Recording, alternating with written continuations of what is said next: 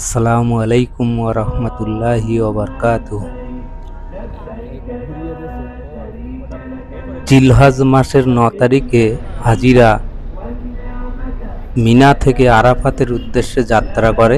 হাজিরা দাঁড়িয়ে আছে, বাসের পর বাস এড়িয়ে যাচ্ছে আরাফাতের উদ্দেশ্যে হাজিদের পৌঁছে দেওয়ার জন্যে।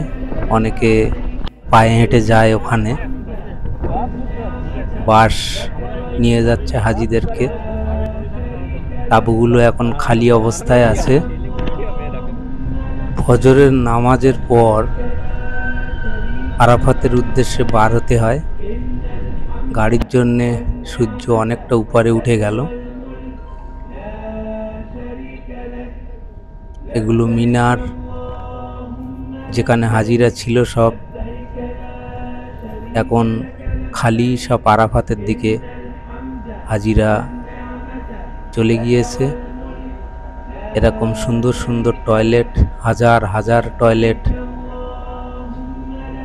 মহিলা এবং পুরুষদের জন্য সুব্যবস্থা, অজুর পানি সব সুব্যবস্থা করা আছে সরকারের পক্ষ থেকে। আরাফাতে সমস্ত দিন কাটিয়ে মাগরিবের নামাজ না পড়ে বার হতে হবে মুজদালিফার উদ্দেশ্যে। এটা আরাফাত ময়দান। হাজিদের গরমের জন্যে ঠান্ডা পানির সুব্যবস্থা করা আছে উপরে। আরাফাত ময়দান,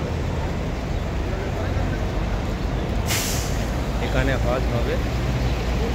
মসজিদুল নামেরার সামনে আছি। এটা গেট নাম্বার 1, মসজিদুল নামেরা।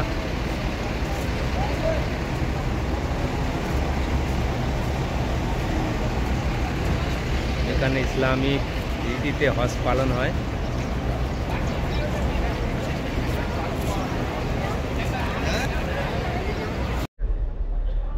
আরাফাতে তাঁবুর ভিতরে হাজিরা, বাতানুকুল লাগানো আছে। যারা জমাতের সঙ্গে নামাজ পড়তে পারেনি তারা তাঁবুর মধ্যে নামাজ পড়ছে। চতুর্দিকে শুধু মানুষ আর মানুষ। 20 থেকে 25 লক্ষ মানুষ এক জায়গায় একসঙ্গে একই রাস্তা দিয়ে বার হবে। এগুলো স্বচক্ষে না দেখা পর্যন্ত উপলব্ধি করা যায় না যে কি হয়। আল্লাহর নৈকট্যপ্রাপ্তরা এখানে যেতে পারে। যে আরাফাতে উপস্থিত হলো তার হজ হয়ে গেল। আরাফাতে থাকা মানেই তার হজ হয়ে গেল। যে থাকলো না, যেতে পারল না, তার হজ হলো না। এখানে জোহর এবং আসরের নামাজ পড়া হয়। মাগরিবের আগে মুজদালিফার উদ্দেশ্যে বার হতে হয়। মসজিদুল নামেরায় প্রচুর মানুষের জমাতের দৃশ্য। আরাফাতের ময়দানে হাজিদের জমায়েতের দৃশ্য।